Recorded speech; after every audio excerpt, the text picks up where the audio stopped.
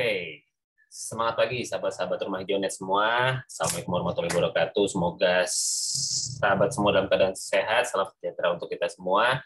Perkenalkan kembali, saya Andito, Urban Farmer dan Motif Farmer dari Cipinang, Muara Jakarta Timur. Dan selamat datang di sesi Cool Zoom belajar composting online batch ke-33. Saya ucapkan selamat dulu dan aplaus buat teman-teman semua yang sudah memutuskan mau belajar memilah dan mengolah sisa bahan organik Anda di rumah Anda masing-masing. Semoga materi-materi Coolwap yang sudah kita pelajari bersama selama kurang lebih seminggu ini dapat bermanfaat, dan sekarang adalah momen buat kita sharing-sharing. Wah, sudah ada satu sahabat yang masuk. Kita mulai lagi aja kalau begitu ya. Sudah ada Kak Pani nih. Kak Pani sudah hadir. Kak Pani ini kakak dari Jakarta. Oke. Selamat pagi Kak Pani. Suara saya sudah terdengar ya? Sudah oke ya? Sudah, Pak. Oke, sip. Selamat pagi Kak. Terima kasih sudah hadir dan selamat datang sekali lagi di Cool Zoom Coaching Lanjutan. Semoga selama seminggu ini kurang lebih kita berinteraksi dan mempelajari segala materi-materi yang ada di Coolwap bisa bermanfaat. Dan sudah ada lagi yang datang. Mari kita undang dulu untuk masuk. Sudah ada Kak Pani. Jakartanya di mana Kak Pani kalau saya boleh tahu? Di Penggilingan, Kak. Penggilingan tuh Jakarta Selatan bukan ya? Bukan, di kecamatannya Cakung. Oh, Penggilingan yang Cakung, itu Jakarta Timur. Oke, ya kita masih satu kota sama dia lah kalau begitu. Asik. Betul, Kak Desma sudah hadir juga. Kak Desma ini dari Jambi. Wah, luar biasa nih. Sudah ada dari Jambi dan dari Jakarta di pagi hari ini. Dan saya mulai lagi aja kalau begitu ya, sahabat semua. Kita ulang lagi. Assalamualaikum warahmatullahi wabarakatuh. Salam sejahtera untuk kita semua. Semangat pagi, Kak Pani, Kak Desma, dan semua sahabat-sahabat yang menyimak rekaman ini, yang merupakan anggota atau member dari Belajar Composting Online Batch ke-33. Sebelumnya saya ucapkan selamat karena sahabat semua sudah memutuskan untuk mau belajar dan mau untuk mengosongkan diri, mempelajari bagaimana cara untuk memilah dan mengolah sisa bahan organik atau sampah rumah tangga kita agar dapat menjadi sesuatu yang bermanfaat. Sudah ada yang datang lagi. Asik nih kalau Zoom-nya sampai ramai begini. Dari Kak Eva. Nah, ini Kak Eva ini dari Maluku ini. Keren nih Kak Eva. Sudah siap hadir lagi. Kita cek lagi apakah Kak Eva sudah bisa hadir. Wah, cek Kak Eva, suara kami sampai ke Maluku sana apakah aman? Terdengar dengan baik?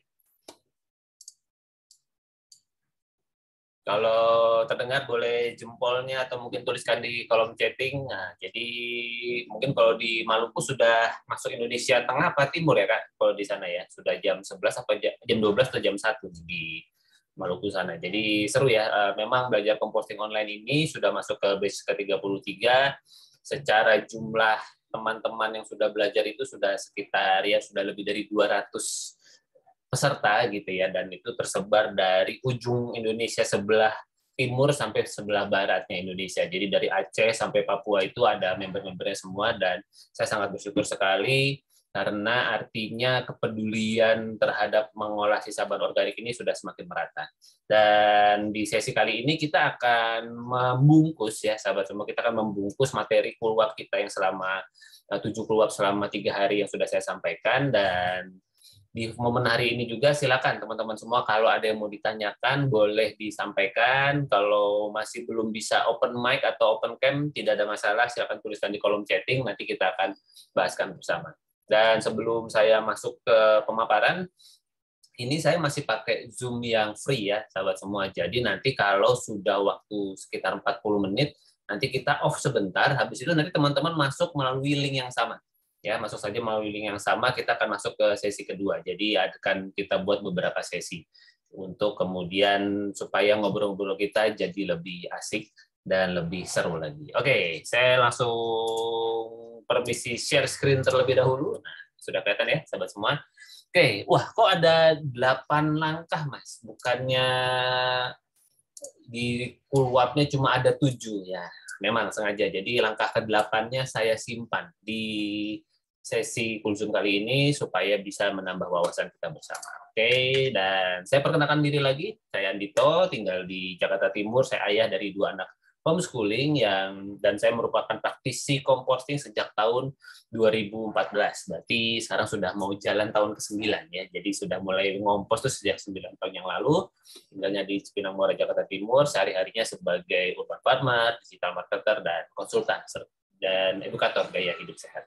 Dan saya bersyukur sekali teman-teman, sejak tahun 2017 saya sudah membantu lebih dari 100 sahabat untuk memiliki instalasi hidroponik dan komposter di rumah mereka masing-masing.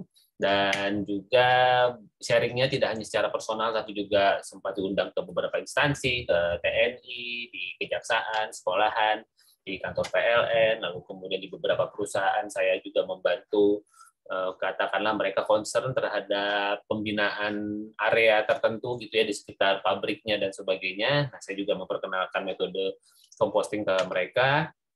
Lalu juga kadang-kadang ada perusahaan yang ingin memberdayakan gitu ya, memberdayakan timnya untuk memberikan tambahan wawasan. Waktu itu pernah sharing seputar composting dan ekoenzim di salah satu perusahaan di Bekasi. Dan areanya tidak hanya di sekitaran Jakarta saja, sempat bersyukur dapat kesempatan sampai ke Nusa Tenggara Timur, di Banten, di Jawa Timur. Wah, nih Kak Anna bisa hadir, mantap. Katanya tadi ada pertemuan, ternyata masih bisa mampir. Oke, dan kemudian sempat sampai di NTB juga, lalu kemudian sempat sampai Bali juga, di sini kerjasama dengan teman-teman BUMN, lalu kemudian kami di akhir tahun lalu itu saya sempat menjadi bagian dari fasilitator bersama teman-teman dari PUPR, ya teman-teman dari PUPR yang kemudian punya concern terhadap kekumuhan kota. Jadi ada program namanya Kotaku, Kota Tanpa Kumuh. Dan apa sih yang bikin kumuh di sebuah kota? Nggak ada yang lain selain sampah, kan? Nah, itu kemudian saya hadir memberikan inspirasi, ya semangat gitu ya, buat teman-teman semua yang akan mengelola TPS 3R di Purwakarta dan Bekasi ini, supaya bersemangat karena tidak ada jalan lain untuk menjalankan sebuah program selain diri kita sendiri. Ya, kalau kita mengandalkan orang lain nggak gerak, ya nggak akan gerak-gerak gitu. Atau kemudian yang saya lakukan kan sederhana banget ya, kecil sekali dibandingkan jumlah sampah yang hadir. Jadi nggak ada, seperti tidak ada manfaatnya ya. Kalau semuanya berpikir begitu, nggak akan selesai nih urusan sampah. Begitu ya. Oke, karena selamat datang. Terima kasih sudah sempat mampir di sela-sela pertemuannya. Mudah-mudahan bisa bermanfaat. Nanti akan ada rekamannya. Jadi teman-teman kalau ada hal-hal yang perlu diulang, silakan nanti diakses rekamannya. Nanti linknya akan saya berikan di grup WhatsApp. Oke, next kita ini masih kemarin sesi terakhir, katakanlah di tahun ini sempat sharing tentang urban farming di depan adik-adik ya usia SD di Taman Baca di daerah Bekasi Utara, Muara Gembong. Seneng ya kalau saya tuh berbagi di depan anak-anak itu asik gitu ya, karena saya bisa menangkap mata-mata penuh antusias gitu ya, penuh semangat, dan kemudian ya wis kita eksekusi, kita tanamkan bahwa betapa menanam itu bukan hanya sekedar untuk makan, tetapi juga untuk bernafas ya sahabat semua. Jadi kalau tidak ada tanaman, hidup kita ini selalu ada kaitannya dengan tanaman, dari ujung rambut sampai ujung kaki, yang kita makan, yang kita hirup, pakaian kita, semuanya adalah terkait dengan tanaman. Maka manusia tidak bisa hidup tanpa tanaman, artinya kita perlu meningkatkan kepedulian kita terhadap tanaman. Itu yang saya sharingkan ke adik-adik di Muara Gembong. Dan akhirnya juga sharingnya tidak hanya sekedar luring ya, apalagi waktu pandemi kemarin ya, waktu itu terasa panjang gitu ya, lebih lama. Nggak apa-apa Kak Ana, thank you sudah hadir. Jadi waktu pandemi itu kan mungkin waktu kita itu selama ini banyak di jalan ya, bisa 2-4 jam di perjalanan. Nah, ketika waktu di jalan ini nggak dipakai, kita lebih banyak berkegiatan di rumah karena work from home atau belajar dari rumah dan sebagainya, kok jadi banyak waktu ya. Nah, itu kemudian mulailah kegiatan-kegiatan rumahan seperti mengolah sampah, lalu kemudian berkebun dan sebagainya, cukup hype. Ya, channel YouTube saya cukup naik, cukup banyak pada momen pandemi, karena kemudian banyak orang-orang yang punya kepedulian untuk melakukan composting dan urban farming di rumahnya. Ya, dan lalu sebentar. Nah, ini kemudian juga teman-teman mahasiswa pernah dari universitas mengundang saya untuk sharing, untuk kemudian memberikan pemantapan bahwa ya sebagai akademisi, sebagai orang-orang intelektual, sebaiknya saya mengajak untuk tidak hanya berpikir di sampai produk aja, tetapi juga memikirkan ekses atau setelah produk itu apa. Biasanya apa ya? Sampah gitu ya. Kalau kemudian tidak mempunyai kepedulian, tidak mulai menanamkan bahwa sampah itu adalah bukan hanya sekedar dumping terus diambil sama pihak lain, atau tidak seperti itu gitu ya. Mudah-mudahan akan semakin mudah pengelolaan sampah dan penanganan sampah di sekitar kita. Oke, nah kita sekarang masuk ke materi, ada 8 langkah mudah. Nah, ini apa ya? Langkah ke-8-nya mari kita lihat di dalam sesi kali ini. Dan langkah pertama adalah mindset ya, teman-teman semua. Saya ucapkan terima kasih buat teman-teman yang sudah berbagi mindsetnya, sudah berbagi, sudah menyimak video pengantarnya, dan kemudian ikut menuangkan kembali apa manfaat dari composting dan kenapa sih teman-teman mau melakukan proses composting. Karena ini penting banget. Mindset ini menjadi sebuah penggerak utama di dalam diri teman-teman. Paling tidak diri saya sendiri sih. Kalau saya nggak punya mindset ini, kayaknya ngapain ya bertahan 9 tahun ngolah sampah organik di rumah. Buat apa? Nah itu ya. Kemudian kita perlu kuatkan dulu karena kalau mindset ini sudah dapat, wih asik nih ke depannya mau segala metode apapun dia jabanin. Mau kakak tinggal di daerah manapun, ngompos itu sudah ada di dalam kepala.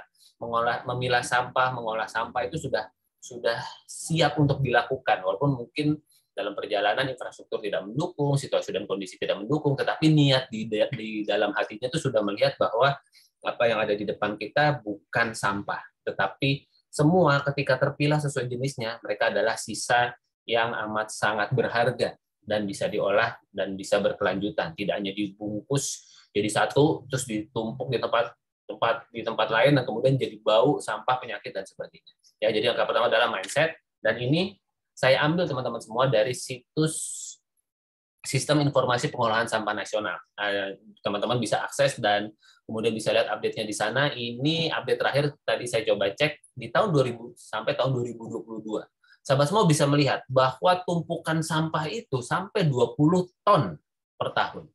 Ya, 20 juta ton. Banyak juga ya. Jadi 20 juta ton. Banyak sekali sampahnya, dan kemudian katakanlah sudah ada pengurangan sampah, penanganan, sampah terkelola. Yang tidak terkelola berapa nih sahabat semua? Masih ada 6 juta ton per tahun. Sepertiganya. Ya, jadi sahabat semua, sepertiga ini yang kemudian jadi apa? Yang jadi tumpukan sampah, dan biasanya yang jadi tumpukan sampah liar.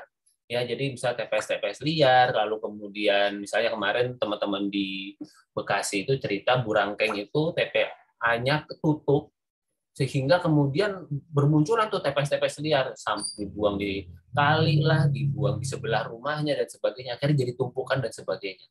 Barusan malah semalam ya Kak Ane japri saya menanyakan apakah ada informasi seputar penanganan sampah di Bandung, karena kompleks sebelah rumahnya itu katanya 12 hari sampahnya nggak diambil. Begitu ya Kak Ane ya ceritanya ya. Saya langsung berpikir apa yang kemudian terjadi di komplek itu ketika kemudian 12 hari nggak diangkut. Bayangkan, nggak usah 12 hari, 3 hari aja kita nggak diambil sampahnya, mungkin teman-teman sudah mulai gelisah gitu ya, karena apa? Sudah mulai muncul bau, apalagi kalau kemudian kompleks perumahannya bukan yang berjarak panjang antara pintu satu dengan pintu yang lain. Kok pintunya mepet-mepet seperti itu kan? Wah, itu sedap banget itu jalanannya, aromanya dan sebagainya. Nah, inilah kenapa yang kemudian menjadi sebuah, kalau buat saya pribadi, menjadi sebuah motivasi tersendiri untuk saya ingin menyampaikan atau mengabarkan bahwa bisa loh kita sebagai rumah tangga ini mengolah sisa berorganik kita sendiri. Kenapa teman-teman semua ini? Ya karena apa? Karena berdasarkan komposisi kita nih teman-teman semua, yang rumah tangga ini, yang punya sisa makanan yang 40% ini itu kita, ya. Kita nih rumah tangga dan sisa makanan, dan ya itulah yang kemudian kita perlu olah dari rumah kita sendiri. Apakah pemerintah tidak punya program? Sudah punya program. Eksekusinya ini yang kemudian tidak, edukasinya, eksekusinya itu tidak sampai kepada rumah kita, ya. Siapa yang di sini yang kemudian ada petugas dari kebersihan, DLHK dan sebagainya yang kemudian datang ke rumah untuk kemudian mengedukasi mengolah sisa bahan organik dari rumah. Rasanya Saya belum pernah dengar gitu ya. Saya aja 9 tahun melakukan proses composting ya karena inisiasi saya sendiri, bukan mendapatkan katakanlah penyuluhan, wejangan dan sebagainya dari katakanlah aparat di sekitar rumah saya. Jadi memang kita yang perlu bergerak sendiri teman-teman semua. Karena itu saya sangat bersemangat membuka belajar composting online ini secara berkala gitu ya. Saya berharapnya kalau saya sehat, kalau saya siap, saya punya waktu, saya akan bikin terus seberapapun yang bisa ikut. Ibaratnya hanya ada satu orang aja yang hadir, nggak ada masalah buat saya. Karena apa? Karena satu orang ini niscaya bawa gerbong di belakangnya. Teman-teman semua di sini ada Kak Endang, Kak Ane, Kak Desma, dan Kak Eva. Niscaya bawa keluarga. Dan keluarga atau kemudian bawa sahabat-sahabat sejawatnya, mungkin teman kantor, teman arisan, tetangga, dan sebagainya. Ketika kakak-kakak menjadi pionir, menjadi pelopor di tempatnya masing-masing, dan tiba-tiba terjadi masalah gitu ya, kayak yang dialami Kak Ana, ya amit-amit ya Kak, kalau kemudian komplek perumahannya Kak Ana mengalami juga, tapi apakah tidak menutup kemungkinan? Karena kan pasti ujung-ujungnya harusnya TPA-nya sama ya Kak, kalau masih komplek rumah sebelahnya. Ketika ini terjadi, apakah jadi masalah ketika kemudian sampah tidak diambil? Iya, jadi masalah kalau sampahnya kecampur. Tapi kalau sampahnya terpilah, aman-aman saja. Ibaratnya sampah anorganik itu kalau nggak diambil pun sampai hitungan tahunan juga nggak ada masalah, nggak akan menimbulkan bau. Sampah organik yang bikin bau. Artinya apa? Kita perlu memikirkan gimana caranya sampah organik ini kita olah sendiri aja di rumah. Memang repot ya, pasti repot. Karena itu kita perlu belajar. Dan tentu saya menyediakan komunitasnya ya, ada temennya. Jadi tidak, teman-teman nggak sendirian. Saya bisa bilang saya punya grup sahabat rumah hijau yang nanti teman-teman bisa masuk kalau menyelesaikan tugas dan mengisi form penyelesaian tugas, nanti teman-teman bisa masuk ke sana. Itu sudah lebih dari berapa ya, saya sampai belum ngecek lagi terakhir di grup sahabat rumah hijau itu membernya, karena kemarin ada beberapa teman-teman peserta ngongkos yang baru masuk, dan ternyata sekarang jumlah sudah 119 peserta bersama saya. Ya, lumayan kan, ada 100-an orang lebih yang kemudian punya semangat yang sama ketika kita sharing tentang proses kompos kita, ketika kita ada yang ingin di-sharingkan dan sebagainya. Ada teman-teman yang satu frekuensi untuk urusan ngompos ini. Jadi Anda tidak sendirian, walaupun mungkin Anda sendirian di lingkungan Anda. Saya aja teman-teman semua, sampai hari ini mungkin di komplek rumah saya hanya saya yang mengolah sisa baru organik saya sejak 9 tahun yang lalu. Saya pernah udah masuk ke diundang, katakanlah ada kayak Car Free Day gitu ya di kompleks sekitar rumah, saya sharing tentang composting apa segala macam. Mengundang 2 orang untuk kemudian melakukan proses composting, lalu kemudian punya komposter, komposternya rusak. Kemudian selesai. nggak ngelanjutin lagi. Kalau saya komposternya rusak, saya punya beberapa metode, bisa logam di lubang organik, bisa pakai kompos pot. Apalagi sekarang saya lagi belajar maggot, wah luar biasa nih maggot ini. Jadi selalu ada cara, karena apa? Saya menguatkan di mindset-nya. Ya di yang sesi pertama ini. Maaf ya kalau kemudian di area ini agak panjang ngobrolnya, karena inilah yang menjadi fondasi untuk kita bergerak ke depannya, sahabat semua. Oke?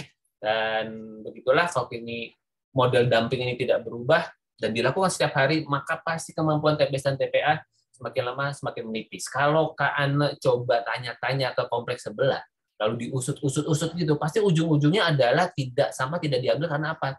TPS-nya tutup, atau TPA-nya tutup, atau kemudian terjadi katakanlah mogok dan sebagainya. Ini saya kaitannya sama tumpukan-tumpukan ini, sahabat semua. Dan kenapa kemudian kita memperingati Hari Peduli Sampah Nasional di bulan Februari? Karena kan tahun 2005 di Lui Gajah di Bandung itu kan terjadi kerobohan tumpukan sampah yang mengubur ratusan orang. Lebih dari 100 orang terkubur dan meninggal gara-gara tumpukan sampah. Wow, bayangkan sahabat semua. Apakah tidak menutup kemungkinan ini terjadi lagi? Amat sangat tidak mungkin. Sangat mungkin terjadi lagi. Dan ini tidak hanya terjadi di kota besar. Di Papua saja sudah mengalami hal yang kurang lebih mirip, teman-teman semua. Karena pola pengelolaan sampah kita terbiasa dumping dan tidak peduli untuk melakukan itu. Nah, saya melalui program ini mudah-mudahan teman-teman semua menjadi tergugah, menjadi bersemangat. Setidaknya kita punya mindset yang sama untuk kemudian melakukan proses pengolahan sampah di tempat kita masing-masing. Sip. Oke, jadi apa solusinya? Composting. Ya, kita memilah dan mengolah sampah dari sumbernya. Nggak ada jalan lain menurut ya saya, dan kemudian mentor-mentor saya juga melihat Mau sekeren apapun TPS 3R-nya, pengelolaan sampahnya, kalau semuanya sistemnya ditumpuk, pasti nggak bertahan lama. Karena itu edukasi di awal, pemilahan di sumber menjadi kunci yang amat sangat penting kalau kita mau memastikan negara kita tidak mengalami darurat persampahan. Ya, sahabat. Oke, mengapa perlu melakukan composting? Karena ini 40-80% tumpukan sampah pasti bisa dikurangi. Coba teman-teman semua yang udah mulai memilah sampah organiknya, mulai ngerasain nggak? Sampahnya kok mulai sedikit. Kok tadinya 3 kantong per hari gitu, kok sekarang jadi cuma 1 kantong ya, bahkan mungkin nggak nyampe. Karena apa? Sampah organiknya sudah sendiri, terus yang anorganiknya kan apa ya, begitu dia katakanlah ada teman-teman yang sharing tentang saset gitu ya, begitu cuma saset doang kan ibaratnya dikumpulin sampai padat segala macam, mungkin bisa 2-3 minggu tuh sasetan. Tadinya tapi ketika kemudian dia tercampur sama sampah organik, ya jadi 1 kantong sampah. Tapi ketika kemudian dipilah yang saset-saset aja, ya ini sampai sebulan pun mungkin 1 kantong plastik itu nggak penuh-penuh tuh teman-teman. Begitu juga ketika kardus terpilah, ketika kertas terpilah. Jadi dan setiap sampai terpilah bisa jadi manfaat, bahkan memiliki nilai ekonomis yang organiknya bisa menyuburkan tanah dan membuat lingkungan lebih bersih dan menyehatkan. Nah, untuk kategori sampah kita bagi 2 saja di dalam sesi kali ini. Ya boleh kok kemudian kita mau lebih detail di anorganik, karena anorganik sendiri kemarin saya belajar ada 130 lebih item. Wah, ya anorganik ya. Jadi bisa dipilah-pilah lagi sesuai dengan kemampuan bank sampahnya. Tapi nggak semua bank sampah bisa dan mau menerima sampah organik. Padahal di sini masalah. Karena itu tidak ada jalan lain sahabat semua sampai hari ini ya, untuk kemudian kita bertanggung jawab terhadap sampah organik kita sendiri. Yang anorganik aman lah. Anda taruh di depan rumah pasti ada yang memanfaatkan, karena yang kresek aja, yang saset saja itu masih bisa jadi minyak bakar. Ada metode namanya pirolisis dan itu bisa jadi sebuah manfaat. Oke, jadi ya sampah basah atau organik semuanya ya teman-teman semuanya yang terkait dengan hewani maupun nabati, kulit-kulitnya, sisanya semuanya kita masukkan dengan organik. Nah, yang sampah keringnya itu yang anorganiknya biasanya sebetulnya selain yang organik, tapi yang biasa jadi pertanyaan, kalau kertas nih gimana teman Mas Andito, atau kemudian tisu nih gimana? Kalau saya pribadi saya tidak menjadikan mereka sebagai bagian dari komposter saya atau tidak saya kompos. Karena apa? Paling gampang itu ngukur apakah sebuah sampah itu mudah terurai atau tidak mudah terurai. Teman-teman biarin aja di depan atau di atas meja atau kemudian di satu tempat gitu ya, di udara terbuka dan nggak di apa-apain. Kertas ya contohnya. Kira-kira hitungan dalam waktu 1 minggu dia menyusut? Sama sekali tidak. Sebulan masih dengan ukurannya. Sampai setahun pun mungkin menguning sedikit, tetapi tetap bentuk kertas. Artinya apa? Dia tidak terurai. Karena apa? Ada unsur-unsur kimia yang sudah dicampurkan sehingga mereka bertahan lama. Jadi tidak layak dikompos menurut saya. Tisu pun juga demikian. Coba teman-teman biarin tisu di tempat terbuka selama berhari-hari, ya tetap aja tisunya tetap seperti itu. Berbeda dengan daun pisang gitu ya. Kalau daun pisang Anda biarkan selama 3 hari aja biasanya sudah menguning si daun pisangnya. Kecuali kalau kualitasnya masih segar, masih fresh, mungkin bisa sekitar 1 minggu. Tapi kalau daun pisang pada umumnya pasti sudah menyusut. Begitu ya sahabat semua. Jadi kalau saya tidak memasukkan kertas atau tisu di dalam proses komposter saya. Karena itu dalam pengalaman membuat hasil compostingnya tidak terlalu bagus. Karena kita rumah tangga, kita tidak memiliki alat pencacah yang cukup kecil dan sebagainya. Jadi buat saya kertas skip aja. Kertas itu kumpulkan dengan sesama kertas, biarkan dia ntar masuk ke bank sampah untuk kemudian diolah menjadi katakanlah materi yang selanjutnya. Begitu ya sahabat semua. Nah, sebelum kita masuk ke metode composting sampah rumah tangganya, saya ingin mengajak teman-teman semua untuk kita mulai dan menerapkan prinsip 3R ini, ya, reduce, reuse, recycle. Nah, reduce-nya sengaja saya gedein karena apa? Mengurangi ini menjadi kunci yang juga sangat penting, sahabat semua. Jadi bukan karena kita bisa pakai plastik berkali-kali terus kita kemudian memakai, kemudian kita atau kita sudah tahu bahwa plastik bisa didaur ulang, misalnya katakanlah kita beli botol dan sebagainya itu bisa didaur ulang terus kita beli terus. Tapi ketika kemudian kita bisa mengurangi, itu jauh lebih baik. Karena itu saya di rumah sedang mencoba untuk, sejak 8 tahun yang lalu juga sih, itu untuk kemudian belanja menggunakan wadah-wadah yang berkali pakai, khususnya untuk belanja hal-hal yang sifatnya pasti plastiknya dibuang. apa misalnya kita beli ikan gitu ya, beli ayam atau beli tahu, kan pasti begitu udah kena airnya, kena darahnya dan sebagainya, ya pasti udah nggak bakal dipakai lagi kan plastiknya. Kecuali Anda memang rajin mencuci, terus kemudian Anda pakai lagi plastiknya, mantap. Tapi kebanyakan sih enggak. Ya, sahabat semua. Jadi karena itu untuk belanja hal-hal yang sifatnya basah banget, nah itu biasanya saya pakai wadah berkali pakai. Berarti kita sudah apa? Sudah ngurangin teman-teman semua.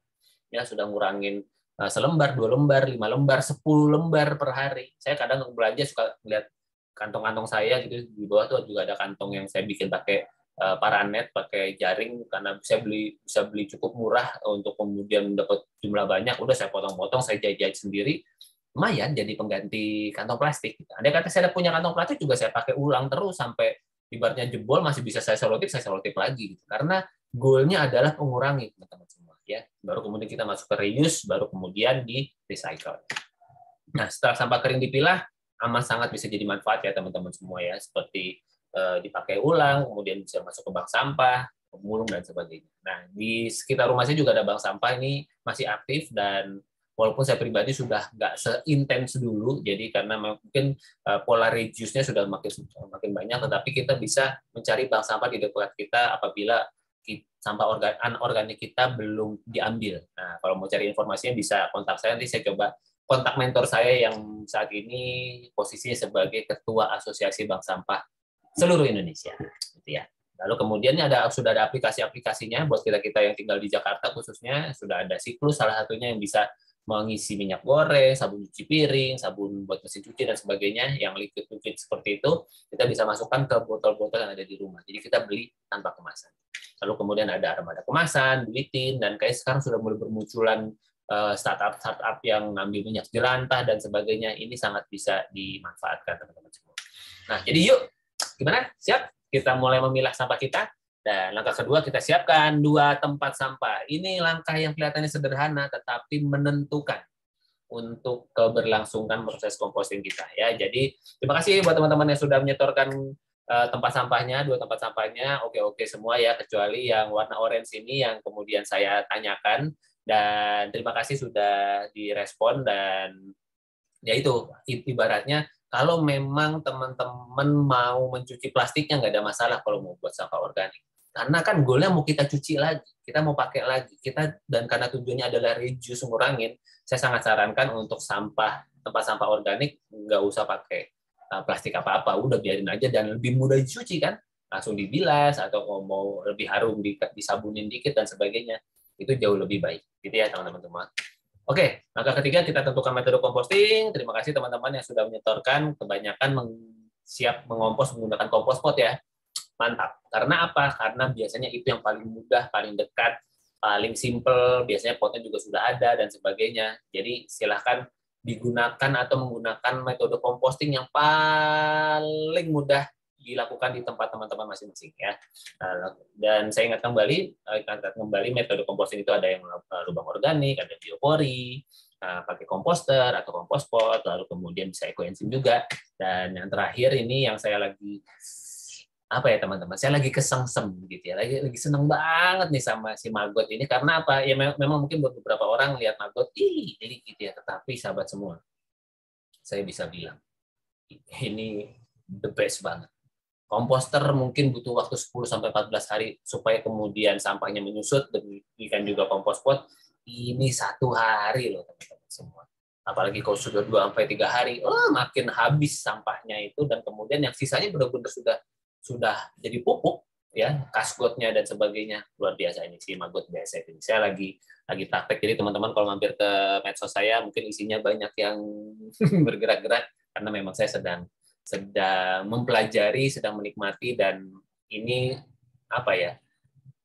buat saya pribadi saya jadi optimis. Ibaratnya diajak untuk mengolah sampah kawasan skala RT RW atau mungkin skala sebesar apapun, sampah organik saya sudah lebih pede gitu. Karena kalau komposter itu kadang tricky ya, ada proses-proses di mana ketika lewat dari 3 hari, kalau proses pengomposannya kurang pas, aromanya muncul. Kalau ini gila, aromanya betul-betul aroma tanah sejak dari awal sampai akhir gitu. Kecuali jumlah maggotnya sedikit, tapi ketika jumlah maggotnya cukup, apalagi banyak, wah itu sampah organik langsung teratasi dengan luar biasa.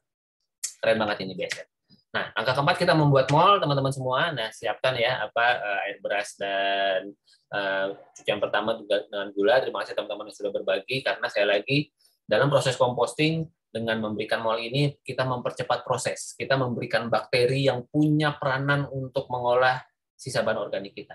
Ya, jadi kalau maggot itu kelihatan bendanya, si uletnya itu, si maggotnya, si belatungnya itu mengolah sampah. Kalau ini nggak kelihatan. Tapi bakteri ini bisa kita hadirkan karena dia yang memang kita butuhkan untuk mempercepat proses. Ibaratnya sampah organik itu seperti kita masuk di ruangannya master chef gitu ya teman-teman semua. Banyak makanan, bahan makanan. Tapi kalau chefnya cuma satu, butuh berapa lama untuk bisa ngabisin semua bahan makanan yang ada di satu ruangan itu. Tapi ketika kita datangkan 20 chef, wah langsung sehari habis semua. Cepet gitu ya teman-teman semua. Kurang lebih begitu analoginya. Jadi mudah-mudahan teman-teman semua bisa membuat atau mempersiapkan si mall ini. Lalu kemudian kelima, kita siapkan penggembur. Nah, penggembur itu adalah material organik yang bisa menyerap air. Di sini sudah ada daun kering, lalu kemudian ada sekam bakar. Mantap teman-teman semua ya. Jadi silakan gunakan dan cari penggembur yang paling dekat di sekitar rumah teman-teman semua. Lalu kemudian yang keenam, mencacah sampah. Nah, terima kasih sudah menyetorkan gambar cacahan sampahnya. Kenapa mencacah ini menjadi penting? Karena kita mau mempercepat proses teman-teman semua. Mungkin ada yang sudah pernah mengompos, terus kok sampai sebulan nggak jadi-jadi, ya bisa jadi karena mungkin sampah organiknya dicemplungin semua aja. Gitu. Jadi ukurannya masih besar-besar, sayur yang nggak terpotong-potong, gitu ya. Apalagi kalau ada daun pisang, itu kan daun pisang itu juga tidak mudah terurai dari sisi bahan organik. Walaupun kemudian nanti mereka menyusut, tapi ukurannya tidak akan jauh berbeda. Karena itu nih ada daun pisang yang tercacah dengan sangat rapi, itu sangat bagus sekali. Malah dia akan menjadi tekstur pelengkap di pupuk padatnya, ya sahabat semua. Dan kemudian yang ketujuh, saatnya composting. Dan belum ada yang nyetorin gambar ya, bagaimana proses dari awal sampai akhirnya. Nggak apa-apa. Teman-teman, kita masih punya grup WhatsApp ini selama 4 minggu ke depan sejak hari ini. Jadi silakan teman-teman semua mempraktekkan ilmunya, lalu kemudian sharingkan fotonya. Kalau ada kendala disampaikan supaya kemudian kita bisa menemukan metode composting terbaik yang bisa teman-teman lakukan di rumah teman-teman masing-masing. Nah, sedikit cerita flashback mengenai perjalanan composting saya. Awalnya di tahun 2014, yang pakai baju hijau ini adalah mentor saya, Mbak Wilda Yanti, yang sekarang beliau menjadi ketua Asosiasi Bank Sampah seluruh Indonesia. Beliau punya sebuah perusahaan namanya Safiera Global Synergy sejak tahun 2011 yang bergerak di bidang persampahan dari hulu sampai hilirnya. Jadi dari pengolahan sampah sampai pemanfaatan sampahnya, dari yang organik sampai yang anorganik, semuanya sudah ada terintegrasi di perusahaannya beliau. Jadi beliau ibaratnya nggak ada masalah kalau kemudian emang ada yang nyerap, katakanlah kalau sampah organik dikumpulin ada, emang kalau plastik saset-saset dikumpulin ada yang nyari ada gitu. Emang kalau sampah organik saya nih menghasilkan pupuk cair, ada yang bisa beli ada, malah diambil pupuk cair saya sama Mbak Wilda ini untuk kemudian dikemas ulang untuk kemudian diekspor dan sebagainya atau diberikan ke petani-petani binaannya. Luar biasa ya beliau, dan beliau tahun 2014 datang dan ya udah datangnya begitu tuh dandanannya ya, nggak kayak tukang sampah kan. Ya udah datangnya begitu, terus kemudian ngolah sampahnya nggak pakai sarung tangan. Karena apa ya, sampah organik itu masih segar gitu ya sebetulnya selama kita nggak nyimpen terlalu lama. Kalau udah lewat 3 hari emang dia jadi lengket, bau dan sebagainya. Tapi ketika masih fresh, baru selesai kita masak ibaratnya, itu kalau kita olah dengan benar, nggak ada masalah. Kita hanya butuh mengalokasikan waktu 1-2 menit saja kok teman-teman semua setelah masak untuk kemudian mencacah sedikit, kumpulin di satu wadah kita, gitu ya. Asik ya teman-teman semua. Lalu kemudian ya udah saya melakukan proses pencacahan sampah, lalu kemudian saya berikan bakteri. Waktu itu bakterinya bentuknya bubuk. Nah, sekarang ternyata kita bisa pakai air beras dan gula, lalu kemudian kita berikan penggembur. Dulu bentuknya serbuk gaji gitu ya, serbuk serai abu gosok gitu yang kemudian ada formulanya dan sebagainya. Tapi sekarang kita bisa pakai apa yang ada di sekitar kita. Lalu kemudian saya masukkan ke dalam komposter dan bisa dipanen dalam waktu 10 sampai 14 hari. Nah, efeknya adalah saya dapat pupuk cair kalau pakai komposter ini, dan kemudian nah di sini karena model komposternya ada pintu sampingnya, saya bisa panen secara berkala.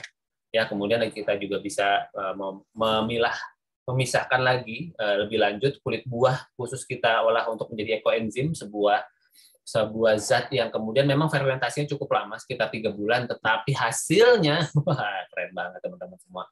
Minyak keambil gitu ya, jadi kompor-kompor yang bisa kecepretan minyak dan sebagainya, semprotin ekoenzim, dilap sedikit, langsung kemudian keset lagi, kincong lagi.